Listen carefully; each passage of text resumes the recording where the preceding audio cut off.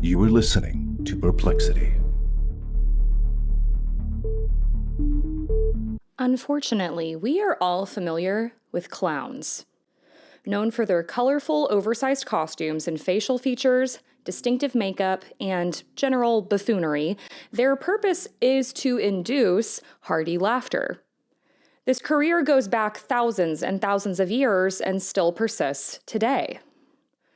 And while many strange people, in my opinion, enjoy clowns, there are just as many, if not more, who find clowns to be absolutely terrifying.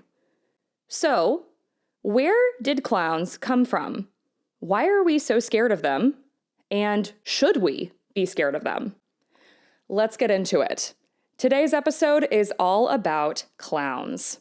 Hello, everybody, and welcome back to another episode of Perplexity, a mystery podcast. As always, I am your host, Kadra. If you're new to the show, hello and welcome. I tell tales every single week that have perplexed me. So if you love a good mystery that leaves you wanting more, don't worry, you're in the right place. And if you end up enjoying today's episode, I would love if you continue to follow along. If you're a returning listener, hello, my friends, welcome back. So happy you're here. I'm really facing my fears today because I love you guys so much. I don't know what got into me this week, but I thought, let's do an episode on one of my biggest fears. I have hated clowns since I was a kid, and it has always perplexed me, like, what is in someone's psyche to make them want to dress up and be a clown? And I did find a lot of things really affirming as to why I'm scared of clowns from a psychological perspective, so we will get into all of that. I'm super excited. I just want to remind everybody really quickly of a couple things, and then we will get started. So first and foremost, if you have not done so yet, please continue to tell other people about the show. Word of mouth goes a really long way. We are starting to see some growth, and that is so exciting, and I really, really am so happy to have all of these new listeners here. If you have not left a 5-star review on Apple or Spotify, if you're not following along on Good Pods, I found out I'm charting on there, so go check out goodpods.com also. And help a girl out. But yeah, 5-star reviews go a really long way. It's how I get new listeners. It boosts me up the algorithms, and that is a free, super quick way to support the show. If you want to support the show further, and if you want tons of exclusive bonus content, join the Perplexed Society. The tiers start at just $2 a month, and that gets you early and ad-free episodes. And if you want to unlock over 70 pieces of bonus content, then you can check out tiers starting at $5 at patreon.com/Perplexity Mystery Podcast. I just released my coverage of the Martha Stewart documentary, and I have some more things coming very soon, but tons of fun stuff going on over there. Texas urban legends, creepy stories from the internet, some vlogs and like personal stories, some bonus episodes. It's really whatever you guys want, and it is a community. So go check that out if that interests you. Trigger warning for today's episode. I scared myself with this one, okay? So this episode might not be for you if you have coulrophobia, fear of clowns, like me. So listener discretion is advised, and all the sources that I used for today's episode will be available down in the show notes. So, ready or not, let's get into this insane episode all about clowns. So the word clown comes from the Icelandic word klunni, which means a clumsy person. And the fear of clowns, something that I 1000% have, is known as coulrophobia. The first known clown dates all the way back to the 5th dynasty of Egypt, around 2400 BC. The Egyptians would capture other tribes, and they would force them to make up dance routines to entertain their kings. Early clowns were also priests. Yeah, I know. There wasn't really anything to do back then, so I guess they were religious and entertainers. They had balance. And I mean, there wasn't a lot of entertainment back then, so we had clowns, I guess. They thought, specifically in Egypt, that it was really important to have a good laugh. It was good for the soul. The earliest ancestors of the clowns go back to ancient Greece as well, and these clowns were distinctively bald, and they wore a lot of padding. They were known to be background characters. They would parody the actions of more serious characters in a production, kind of like a mime. They were also known to sometimes pelt the spectators with nuts. Can you imagine just sitting and watching a play and a clown is throwing peanuts at you? Wild. These clowns also appeared in Rome, except they wore pointy hats and checkered robes. They were known as stupidists. They were consistently the butt of the jokes. They were privy to abuse from their fellow actors. And in Rome, if someone died in your family, it was also common tradition to hire a clown for the funeral. It was basically this mime that would come out and impersonate the dead person. I'm just really trying to imagine a funeral where a bunch of people are around this casket crying over their loved one, and all of a sudden a mime just comes out and starts impersonating the dead person. Like, I don't even know what I would do. It's like some weird, creepy roast. And I've never seen a silent roast. In the Middle Ages, clowns were also known as jesters, and they served as royals like servants. They wore patchwork clothing, and this symbolized being lower class. But they were allowed to say whatever they wanted, including being allowed to get away with making fun of royalty. There are also other cultures, including Native Americans, who viewed clowns as being magical. They were deeply intertwined with spirituality. And to them, humor was part of the spiritual awakening. This clown phenomenon spread to other parts of the world, and in the 16th century, clowns became very popular in Italy. Masked clowns were very popular there, specifically because of a traveling Italian theatrical company known as Commedia dell'arte. They developed one of the most famous clowns of all time that they called the Arlecchino, or the Harlequin, which might sound familiar. You know, Harley Quinn. The Harlequin wears a checkered costume and is known to be lighthearted, witty, but they are also a trickster. They cause a lot of chaos. In fact, the Harlequin has been known to trick just about anybody, even the devil himself. He's known to wear a black domino mask and carry a bat or a noisy slapstick, which he would frequently use to spank people. Spicy. This is where the term slapstick came from. They would actually put gunpowder on these sticks or bats, rub it on there, and then when the Harlequin would slap the bat down, it would make this insanely loud noise. I didn't know that's where slapstick came from. Traveling English actors of the 17th century were responsible for the introduction of stage clowns to Germany. And one of the really popular characters here was Pickle Herring. Quite a name. And Pickle Herring fits the bill for what we see in our minds when we think of a clown today. He's got those oversized neck ruffles, which are called ruffs, by the way. The big shoes, the oversized clothing and hat, and the traditional white face makeup. This apparently was first introduced in France with a character called Pedrolino. He had a bald head, and he used flour to whiten his face. This character came to life even more in the early 19th century, thanks to a very creepy-looking clown. Pictures will be on YouTube and in the Instagram.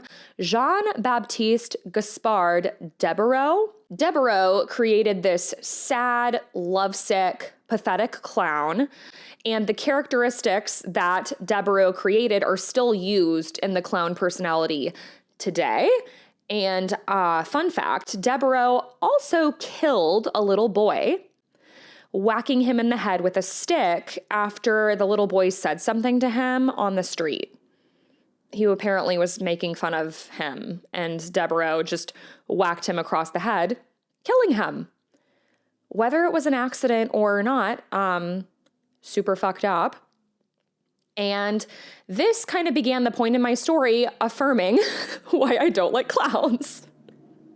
I also found this hilarious Britannica article that talked about a bunch of famous clowns. The most famous clown of all time is Joseph Grimaldi, and we owe thanks or blame to this London, England performer because he was the father of modern clowning. He was the OG circus clown, okay?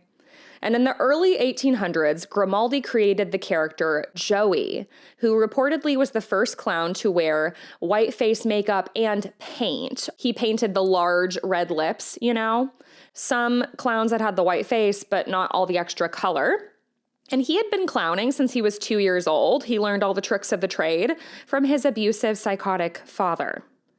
Grimaldi is where we get the classic clown look from. He also specialized in classic physical comedy. He would flip around, he would fake trip, and he used slapstick. But Grimaldi was also known for being inappropriate with his young female students. He had intimate relations with them off stage. He did have an injury during one of his shows.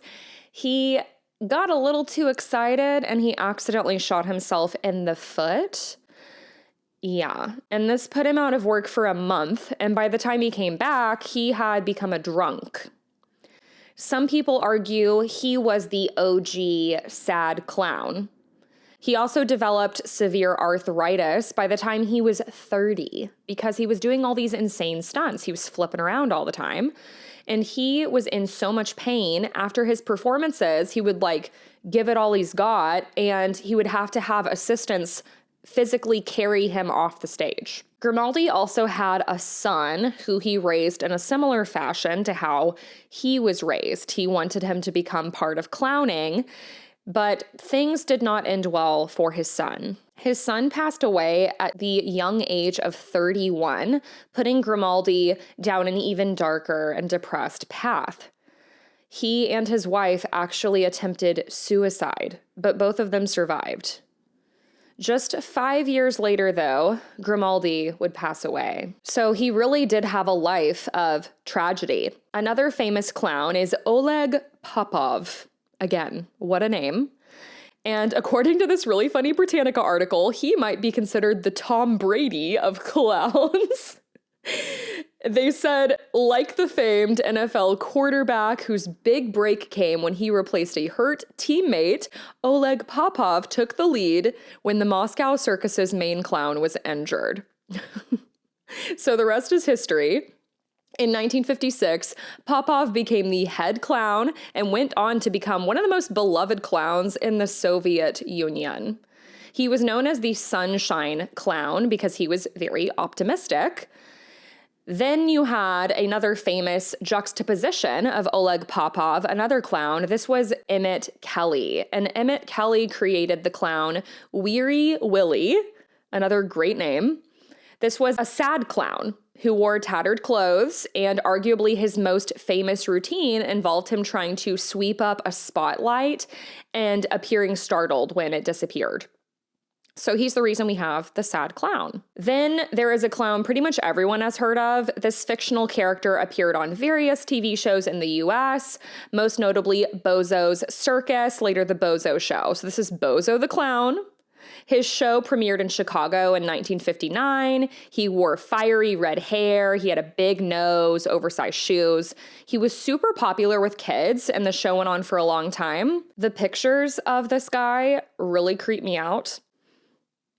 I don't trust it. And similar to Bozo the Clown, we had Ronald McDonald, the mascot of McDonald's since the early 60s. And Bozo the Clown actually helped create Ronald McDonald, but he inspired his original look, which I had never seen before, and holy shit. So Ronald McDonald in his, yellow jumpsuit, the red hair, everything, that's not what he used to look like. He, believe it or not, looked even scarier before that. Basically, I guess they were trying to advertise the McDonald's food.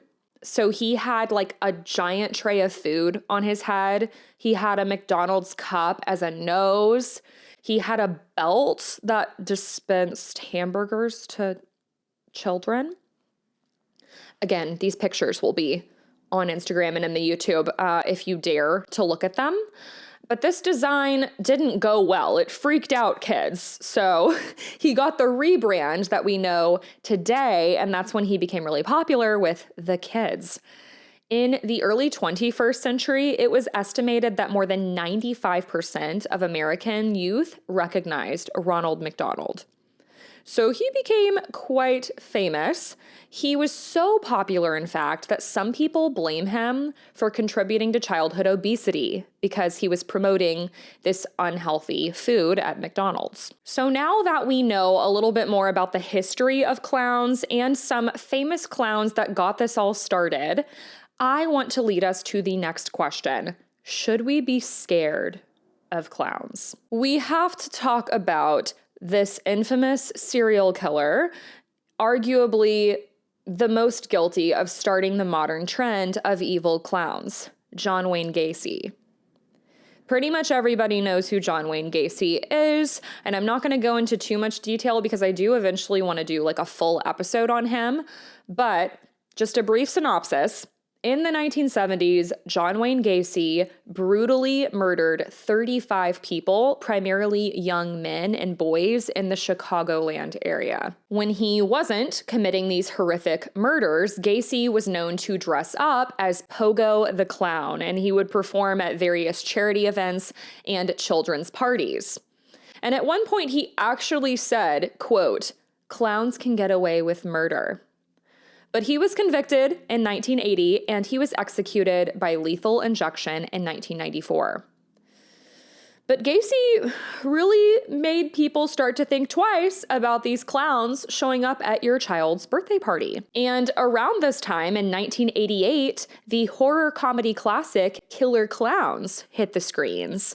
This involved evil alien clowns, and they came up with very inventive ways, we're talking like Final Destination style, to kill their victims. Like, there was one time where they encased a bunch of their victims into cocoons made from cotton candy. And then, of course, there is Stephen King's Pennywise, who really became popular in 1986 when he released his horror novel, It. This was an evil, shape-shifting murderer that was known to kill kids and often took the appearance of a clown called Pennywise. And this happened in the fictional town of Derry, Maine. Perhaps the most frightening clown of all time. It is also theorized that Pennywise inspired the clown hysteria in the 1980s and more recently in 2016. There's also the urban legend of Sprinkles the Killer Clown. The urban legend goes something like this. In 1973, a caravan of circus performers were making their way across the Appalachians. It wasn't a busy part of the circus season. It was a bad winter, and there was a big storm coming. As they rounded the many turns coming down the top of the mountains, the icy roads finally got the best of the caravan. Several cars found their way off the road and over the hill. One of these vehicles carried 4 clowns and was never found. Several weeks later, 2 of the 4 clowns were found walking down from the mountain with only their pants on. They drastically needed medical attention. Frostbite from the snowstorm robbed them of many of their fingers and toes. After months of receiving care, the local police were able to question the whereabouts of the other 2 performers from the wreck. Their story was grim. The 3rd clown had died instantly from the wreck, and the 4th, known as Sprinkles, used the dead body to feed the rest of the clowns. He kept the other 2 clowns tied up like hostages in the wreckage. It wasn't until one of the survivors got his hands free to get the upper hand on Sprinkles just long enough that they could make their escape. They left Sprinkles laying in an ice-cold stream. They assumed the icy cold waters would end his life. But no. According to pictures taken on a trail cam in eastern Kentucky, Sprinkles could very well still be alive, living out in the woods, laying in wait to terrorize more people. These photographs did surface online, and again, these will be on Instagram and on the YouTube video. The photographs are believed to have come from somewhere around 2010, maybe a little earlier. The photos you see are a man in an oversized inflatable green and yellow clown costume with very large black eyes, a white face, red nose, rainbow wig, and oversized shoes, staring menacingly into the trail cam. And this leads us to the 2016 clown panic, which I briefly talked about in my mass hysteria episode that I did forever ago. I talked about 3 different examples of mass hysteria, but we're gonna get into it in more detail now. So, Friday, September 30th, 2016, police in Newcastle would receive a report of somebody dressed as a creepy clown. He was leaping out of the bushes and scaring kids. Over the next few days, more and more reports trickled in. And by the time it was getting close to Halloween, October 5th, the tabloids officially announced there was a terrifying clown craze sweeping the world. Concerned parents began to make Facebook pages about the clowns, but this only further fed into the panic.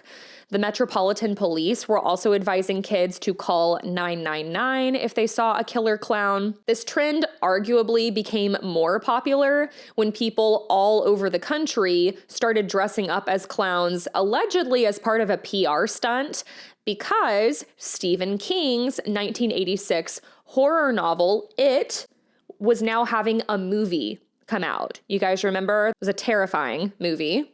So apparently, one of the theories is that a bunch of people were dressing up to help advertise the movie, which I gotta say is pretty smart, and it seems like it was quite successful. But this panic got really intense. There were reports of clowns terrorizing children and even attacking people. As a matter of fact, in Pennsylvania, there was a report of a teenager that had been murdered by someone in a clown mask.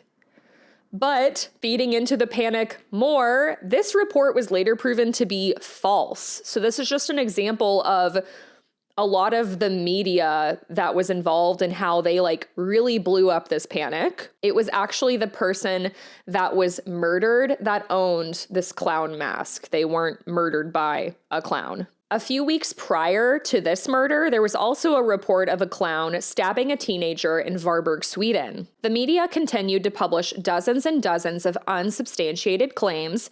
There were all these articles being published about creepy clowns, killer clowns, everywhere. And these sightings suddenly became international. There was even hotlines for children's counseling that were getting hundreds of calls from kids worried about being hurt by a clown. The police advised people if they saw a clown to just ignore it, don't engage, walk away, and to report the incident to authorities, saying that the clowns would only disappear if they got bored. At one point, the panic got so bad, schools in Texas and Alabama shut down. The police were making dozens of arrests also because there were people either making false reports for attention or there were people actually dressing up in clown costumes trying to scare people.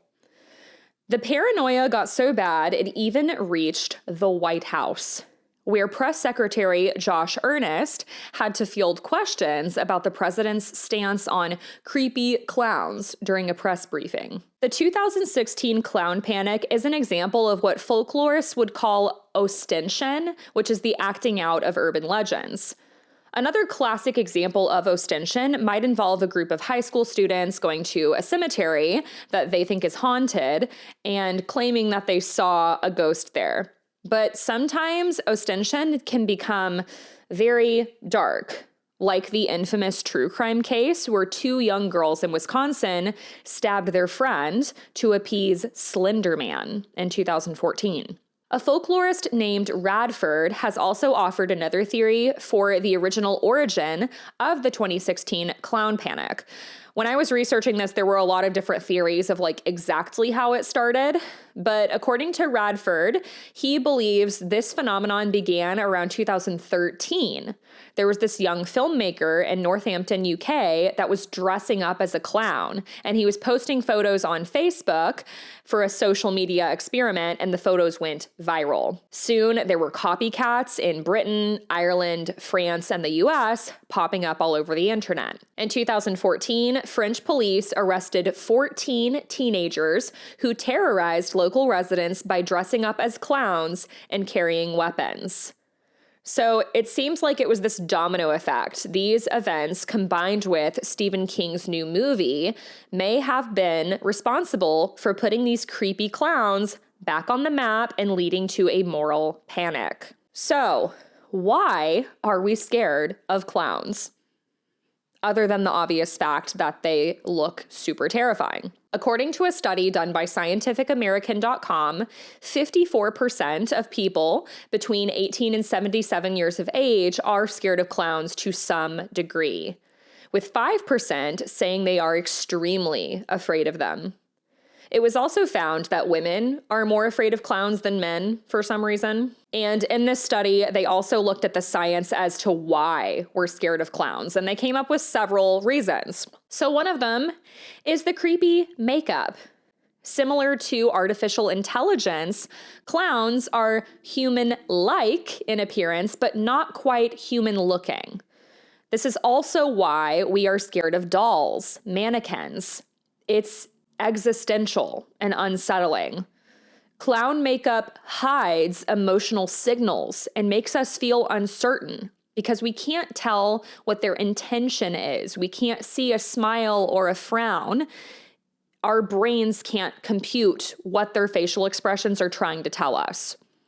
The color of the makeup that clowns wear, the red, also might subconsciously remind us of death, infection, or blood. It's also believed that the clown's exaggerated facial features might biologically and subconsciously convey to us a direct sense of a threat. And then there's their behavior. Clowns break social norms, they're very unpredictable, and that makes us uncomfortable. And then it could also be learned behavior. Having a fear of clowns could be learned from your parents or negative portrayals in the media and in movies and books, like Pennywise, John Wayne Gacy. We don't see a lot of clowns in the media that are positively portrayed, you know? So what about some clowns that further play into this fear and are just plain creepy? Hey everybody, we are going to take a quick break from the show so I can let you know about the special that I am running for a limited time only over at the Perplexed Society. If you go to patreon.com/Perplexity Mystery Podcast right now to join any tier, you will notice there are some codes there. You can use codes to get 50% off your first month on Patreon. This means that for half off, you would get Perplexity episodes 2 days early and ad-free. That would just be for $1. And if you want to unlock tons and tons of bonus content, if you want merch, you can check out my other tiers, and those would start at just $2.50 instead of $5 a month. The Patreon is the #1 reason I get to keep doing this podcast, and I'll be honest, it feels a little bit weird and icky plugging it. But I don't make much of anything from doing this show, and it does cost money to keep this show up and running. So when you guys join, it helps me keep this show going, help me get equipment, all of the different software programs I need, and it will also help me bring you better content. There's also tons of perks to joining this awesome community over here. You get your topic requests and listener stories prioritized. So don't wait, go over to patreon.com/Perplexity Mystery Podcast right now, check out those tiers and use the code. I'm not telling you the name of the code right now because it's like right between when the last one lapsed, so I don't know what the code is gonna be called yet. But if you go to patreon.com/Perplexity Mystery Podcast and you're looking at the tiers, there will be a code advertised that you can use to get half off your first month. So again, that is patreon.com/Perplexity Mystery Podcast. I will see you over there. Now back to the show.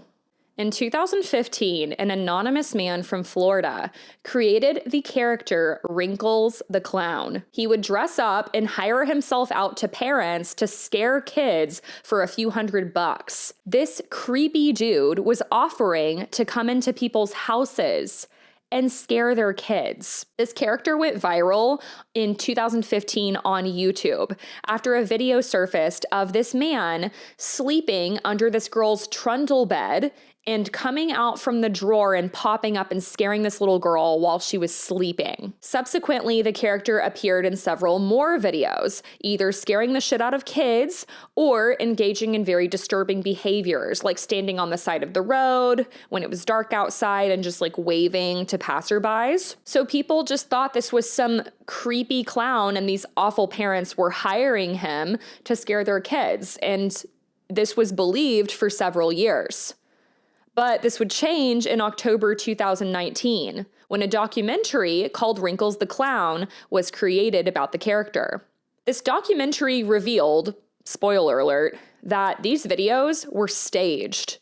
This was all part of conceptual performance art, and Wrinkles' true identity was also kept secret. But I gotta wonder, like, what was the purpose of doing this? Another case that I was familiar with before I did this story is the murder of Marlene Warren. Marlene was fatally shot by a clown in 1990. Marlene would hear her doorbell ring in Fort Lauderdale. She opened the door and came face to face with a smiling clown, wearing a bright orange wig, holding flowers and 2 balloons. The clown handed her the balloons, one of them reading, "You are the greatest." And Marlene thought it was a nice gift from her husband or somebody. So she's like, oh my gosh, this is so nice. And then the clown pulled out a gun and shot Marlene point blank in the face. Horrific. Her son Joseph was also home when this happened. So he hears the commotion, runs to the porch, and he's cradling his mom, who's bleeding out.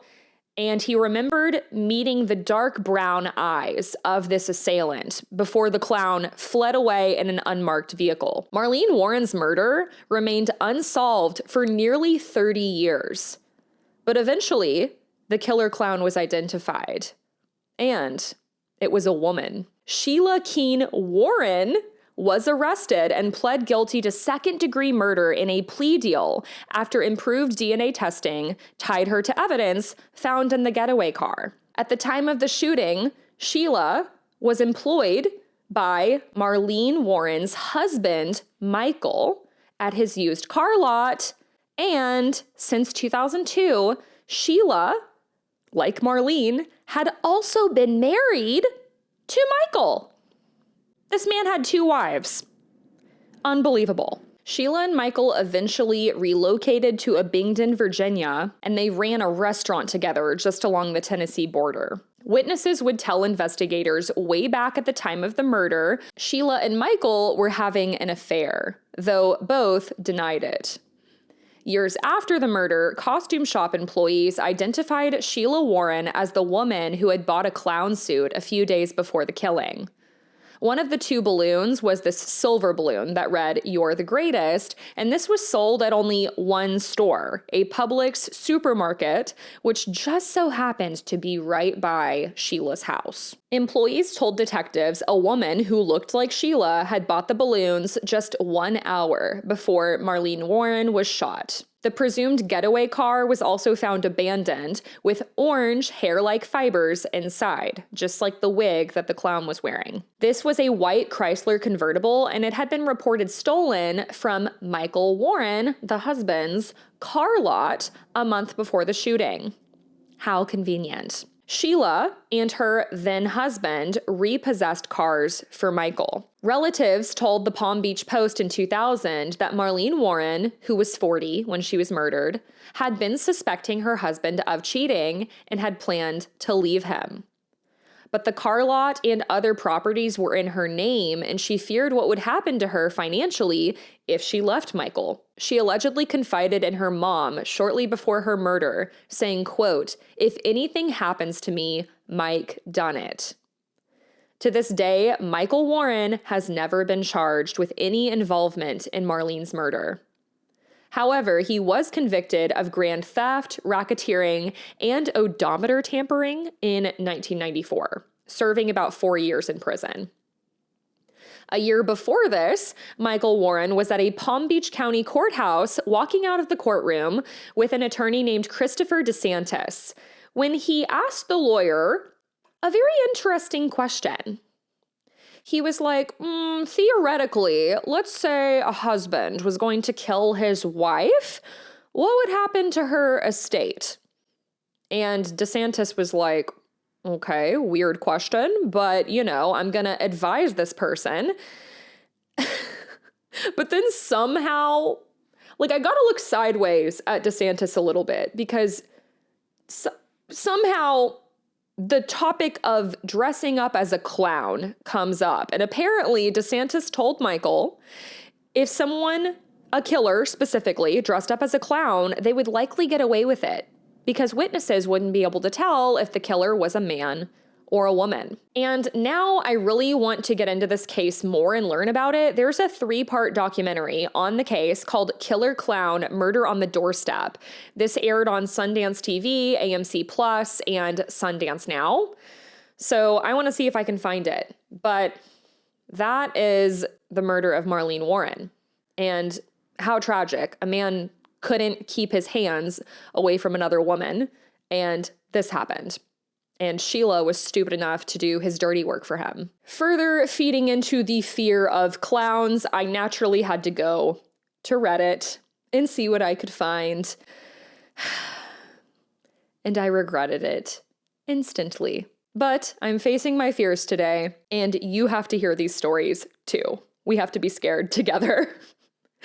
So this first clown encounter story from Reddit is from Reddit user Time189, and it is titled Childhood Clown Incident That Still Has Me Wondering Experience.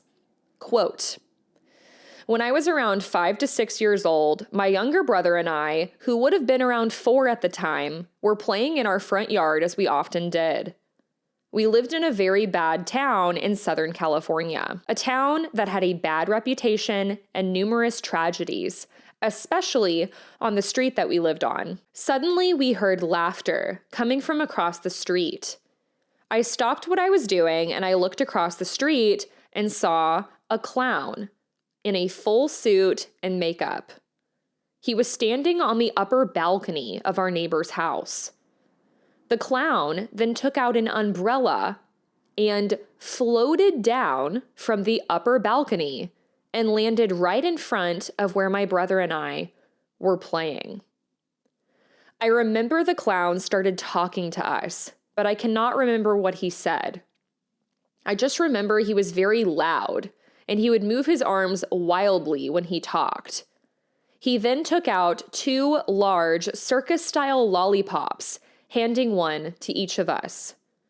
The clown said something to us and then pulled the umbrella out and floated back up to the neighbor's balcony and went inside. I always chalked this up to something I imagined since I was so young when it happened.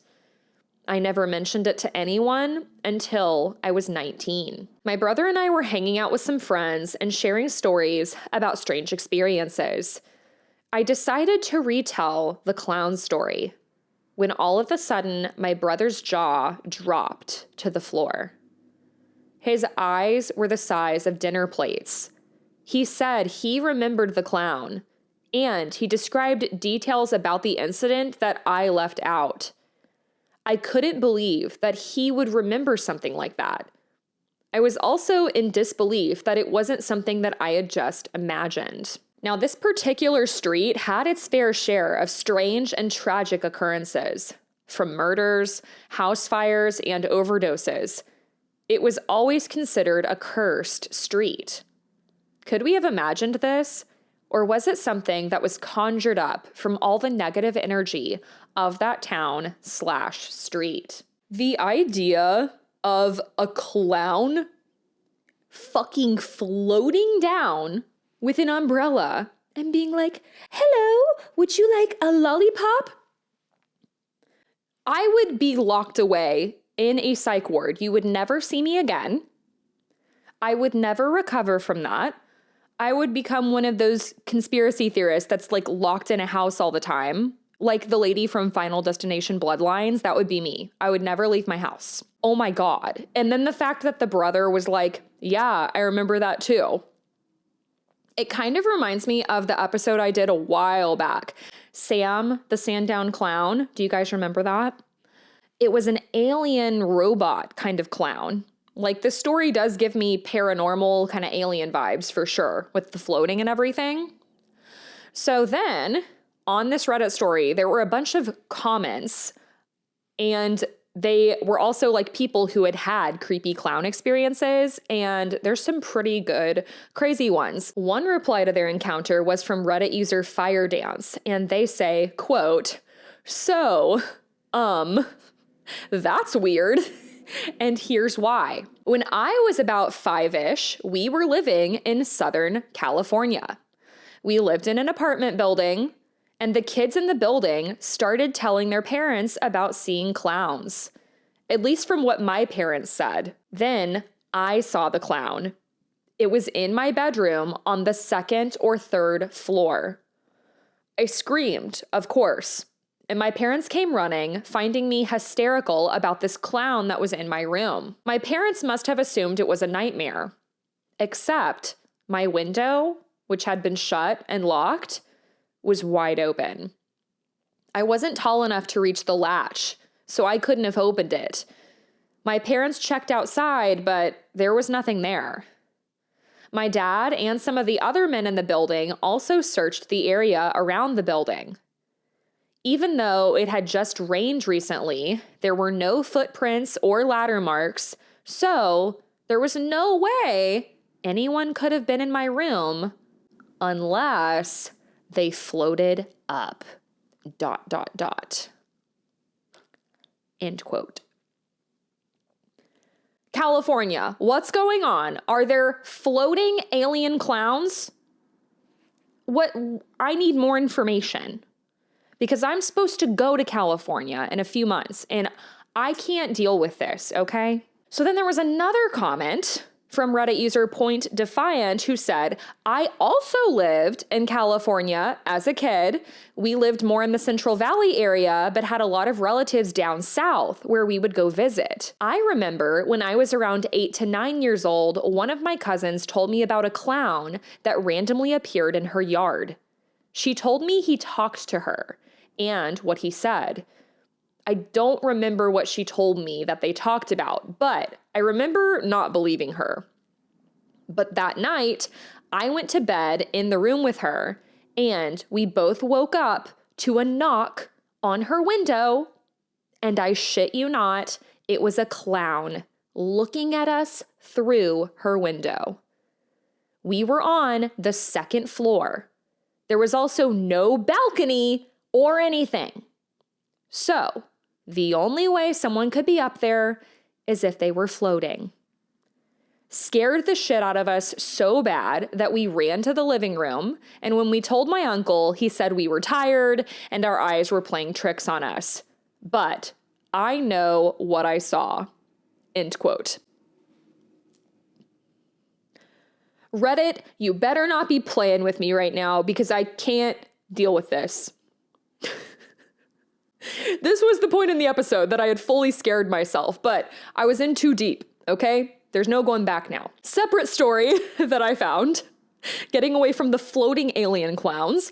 This is from Reddit user Ansbrook, who has just as terrifying of a clown encounter to share. They say, quote, I had a clown puppet that a customer of my family's business bought me.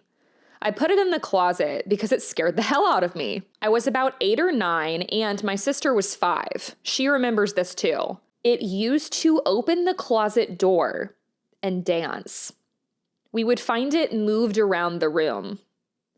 The final straw was when it slammed open the door and fell on the ground. I had the puppet hanging from a hanger. It was not animatronic either. Then the puppet stood up and tried to walk. I threw a doll at it and knocked it down. I wrapped it in a blanket after flipping out for hours. My mom believed us. My dad didn't. My mom helped us throw it away. But the damn thing was back in the closet by morning. But it was in my sister's closet. Then my mom took it and we never saw it again. But this whole thing had gone on for like a year. I don't know if it was imagination, but my mom still says it was freaky, even though it was 20 years ago. And my sister remembers it too. Who knows what really happened or how my mom finally got rid of it. I think she maybe just took it to the dump, but she can't remember. End quote. We are mixing some of my worst fears, clowns, puppets, and dolls. No. No, no, no. If any of you ever mail me a clown, a puppet, or a doll, we're going to have beef, okay? This next story is from Reddit user Vixkey. Their encounter was in 2016 during the clown panic. I found their story on this subreddit talking about the 2016 clown panic. And they say, quote, I was chilling at a local park with some friends when I decided to walk through the park and the trail to McDonald's. I had just gotten to the trail entrance when I heard rustling in the bushes on my left. Keeping in mind it was about 9 o'clock and dark, and this type of thing didn't happen since I was there almost every day. Needless to say, it freaked me out, and I ran back to my friends and told them what happened. They were all pissed. As a group, we ran back to the bushes and started searching when we heard quiet giggling, and it confirmed my suspicions, so I yelled, "Come out, pussy." No response, but about 5 seconds later, a rusty razor blade comes flying out of the bushes and hit me in the chest. We were all spooked and ran off. The next day on the news, an elderly man had been stabbed by a man dressed in a clown costume. Not fun. Edit. I live in a small town in Canada, so this type of thing really shook my town. The man was never caught, and he's probably still out there. End quote. That's horrific. And I hope that person got a tetanus shot, because a rusty razor blade hitting you in the chest is not good. It really does sound like they just avoided being murdered by a clown. This next story is from Reddit user Alberta_fish B de name. And they say, quote, scary clown in the woods. I'll start off by explaining the area so you get a good picture of where this occurred. We lived in a small neighborhood. All of the surrounding streets dead end into a half-circle park. But behind the park are some woods and a railroad track. When we were younger, we all played in the front part of the woods. We never ventured too far back. This was our play area for years. We never had issue, and we were never scared. This area was pretty well lit.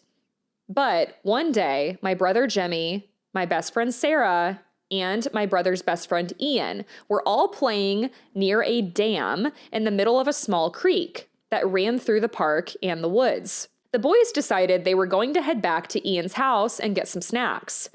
Sarah and I decided we would stay and we would finish our camp area that we had been making. As we were moving rocks around, I got a very odd feeling. It suddenly came over me.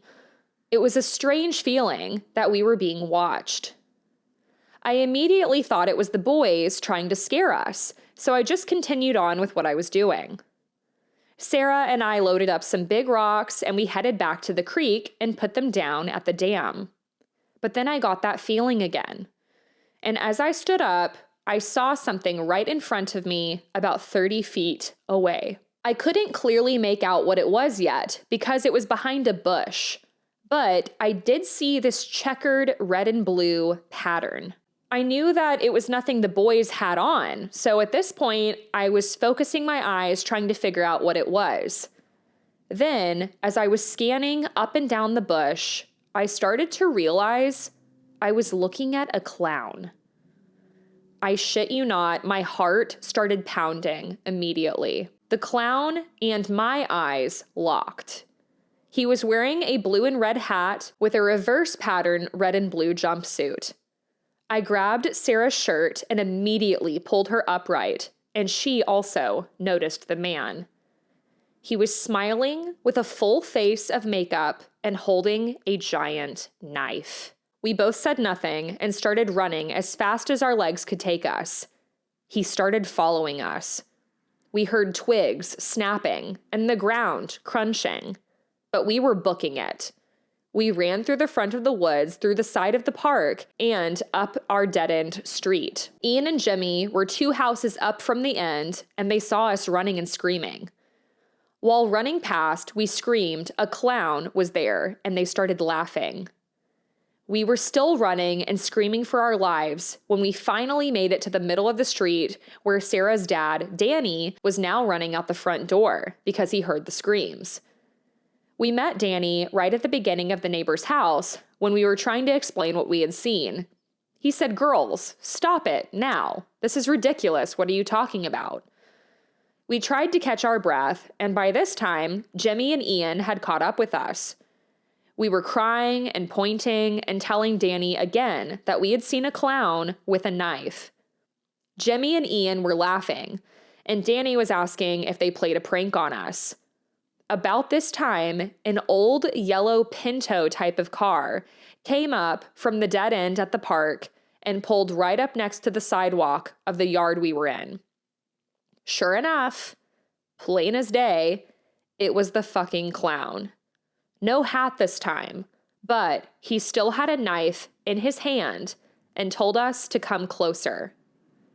Danny started shoving us all toward the house, and he himself got so scared and started running. The car then drove off down the street. We got inside, and Danny called the police. We had to give statements, and the police patrolled the neighborhood and the park for a couple weeks. We were never allowed to go to that park again. And a few months after that, the city started to clear out the woods. They were cutting down a lot of trees. They made a walking area that you could see through all the way to the train tracks. My friend and I used to talk about this many times up to her death, but no one would believe us.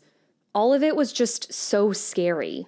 This man wasn't afraid of us. He got so close to us and held a knife even when my friend's dad was there. I feel we're lucky to be alive. And had it been just one of us in the woods that day, I don't think we would have been so lucky. Sarah's dad stopped drinking that day, and we all have a fear of clowns. End quote.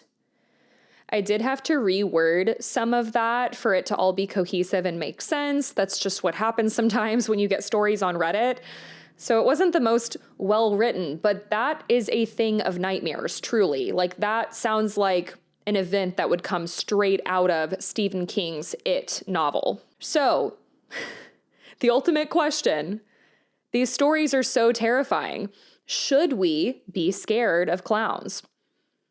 Well, despite my fear, I will say the good news is, statistically, it is very, very unlikely that you would ever be hurt or killed by a clown.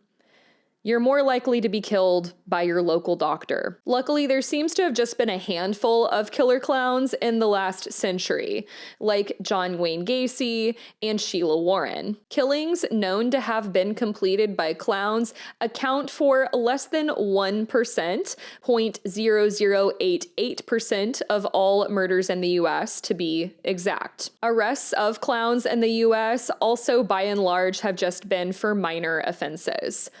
But nevertheless, there is, and I think there always will be, this little part in the back of my mind that imagines walking through the woods at night and there being a clown lurking in the shadows. So whether that is a rational fear or not, the concept of clowns, the history behind them, and these encounter stories are certainly fascinating, terrifying, and perplexing.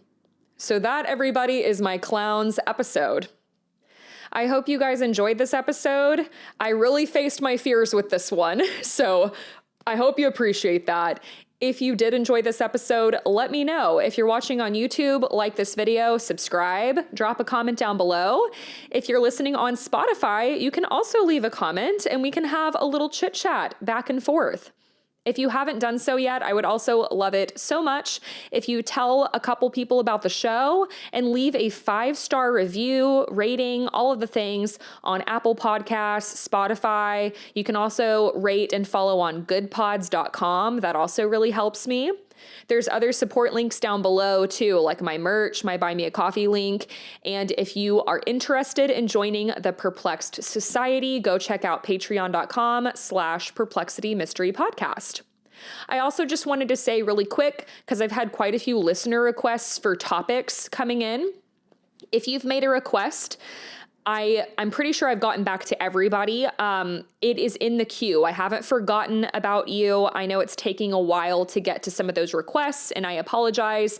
I'm trying to bring a lot of variety because this is a mystery show. So I'm trying to cycle between a true crime, a paranormal, a history episode, you know. So those requests are coming, and I'm looking forward to doing them. I love when you guys send me requests. If you want to send a topic request, you can always email that to me or DM me on Instagram. And as a matter of fact, I will be covering a listener request next week. So be on the lookout for that.